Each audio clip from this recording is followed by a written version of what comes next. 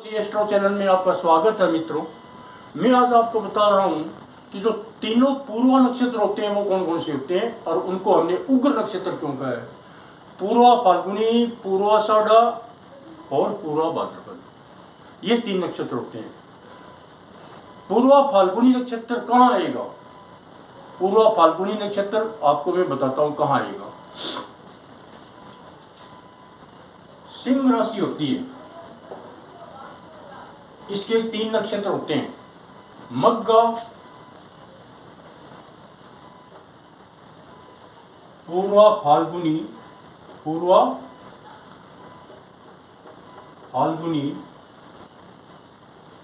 और हस्त नक्षत्र का प्रथम चरण, हस्त नक्षत्र का प्रथम चरण। एक राशि के अंदर 2.25 नक्षत्र होते हैं। मग्गा नक्षत्र पूरा आएगा, पूरा फाल्गुनी पूरा आएगा।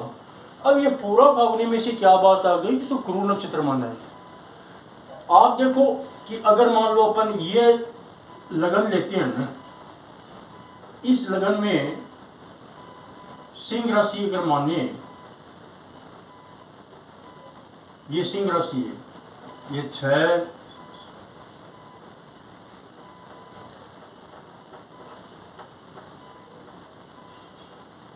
तो पूर्वा फाल्गुनी नक्षत्र पर नेचुरल है कि यहाँ आएगा। पूर्वा फाल्गुनी नक्षत्र यहाँ आएगा तो पूर्वा फाल्गुनी नक्षत्र का मालिक होता है शुक्र। यहाँ अगर सिंह राशि के हिसाब से देखें, शुक्र का 10वें घर का लॉर्ड बनता है, तीसरे घर का लॉर्ड बनता है। जो तीसरे घर का लॉर्ड बनता है वो पाप हो जाता है, पापी हो जाता है। तो 10वें का भले ही बनो, तीसरे का बनते ही वो पापी हो गया। इसलिए पूर्वा फाल्गुनी नक्षत्र जो है इसको हमने पापी नक्षत्र मान लिया, यानी कि उग्र नक्षत्र माना है। अब रही बात की पूर्वा भाद्रपद की, तो पूर्वा भाद्रपद के अंदर अपन देखें,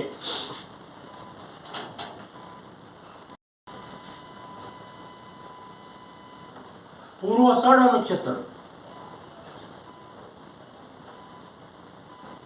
तो पूर्वाषाढ़ा नक्षत्र के अंदर यहाँ 9 नंबर का लगन आएगा, क्योंकि 9 नंबर की राशि के अंदर क्या होता है, मूल नक्षत्र आएगा, मूल आएगा, पूर्वाषाढ़ा आएगा। तो पूर्वाषाढ़ा देखो आप कि यहाँ आएगा 10, 11, 12, 1, 2, 3, 4, 5, 6, 7, 8। पूर्वाषाढ़ा नक्षत्र मूल नक्षत्र, मालिक वही चलेंगे। मूल नक्षत्र का केतु, पूर्वाषाढ़ा का शुक्र, और उसके बाद में आ जाएगा उत्तराषाढ़ा का सूर्य। उत्तराषाढ़ा का एक चरण आएगा, इसके चारों चरण आएंगे, इसके चारों चरण आएंगे, 2.25 नक्षत्र हो गए। पूर्वाषाढ़ा का मालिक कौन हुआ? शुक्र हुआ।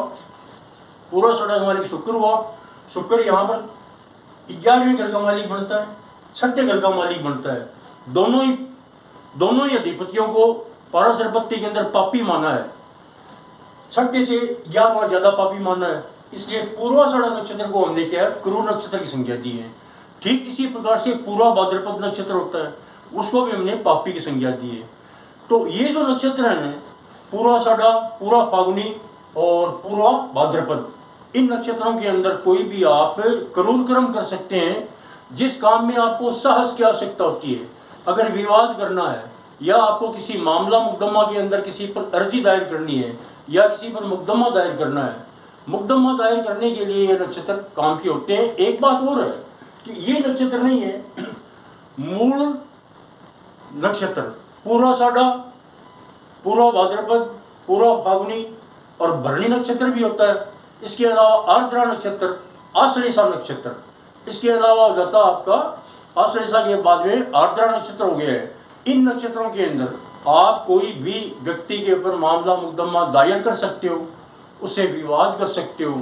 ये नक्षत्र इसलिए क्रूर, इनमें आप कोई सौम्य काम, विवाह, शादी, मुहूर्त देखना या वर वधू के लिए लड़का लड़की देखने जाना, ये काम इनके अंदर वर्जित होते हैं। लेकिन उनमें हमने पूर्वाषाढ़ा नक्षत्र को लिया है।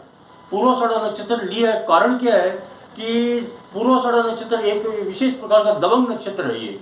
इस कारण से अपन मान लो लड़की या लड़के को देखने जाएं तो इसके अंदर पूरा सारा नक्षत्र का अध्ययन सेलेक्ट किया गया है। बाकी क्या है कि ये उग्र नक्षत्र होते हैं। इसी प्रकार से अगर मान लो आपको किसी राजा से मिलने जाना है या मंत्री से मिलने जाना है या किसी अच्छे सामंत, अच्छे कोई सभ्य संभ्रांत कुलीन वर्ग से या किसी के मतलब पूंजीपति से मिलने जाना है, तब आप क्या है इन नक्षत्रों के अंदर नहीं जाएंगे, तब इन नक्षत्रों को टाल करके जाएंगे। तब आपके साथ में क्या होगा, तब आपके साथ में ये होना चाहिए कि जो केंद्र होते हैं 9, 12, 3 और 6 और 1 और 5, केंद्र में और त्रिकोण में बुध, बृहस्पति, शुक्र, चंद्रमा होने चाहिए। और तीसरे में, छठे में और 11वें के अंदर पाप ग्रह होने चाहिए। राहु केतु हो सकते हैं, शनि भी हो सकता है, मंगल भी हो सकता है, सूर्य भी हो सकता है। और एक बात कि चौथा घर और 8वां घर के अंदर कोई पाप ग्रह जो है सूर्य, शनि, मंगल, राहु नहीं होने चाहिए। ये आप कब अप्लाई करेंगे, जब आपको किसी बड़े व्यक्ति से मिलने जाना है, मंत्री से मिलने जाना है, सचिव से मिलने जाना है, अपने बॉस से मिलने जाना है और पहली मुलाकात हो रही है, तो उस टाइम इन बातों का ख्याल रखेंगे। आप मेरे वीडियो को सुन रहे हो, मैं इसके लिए आपको धन्यवाद देता हूँ। चैनल को लाइक कीजिए, सब्सक्राइब कीजिए।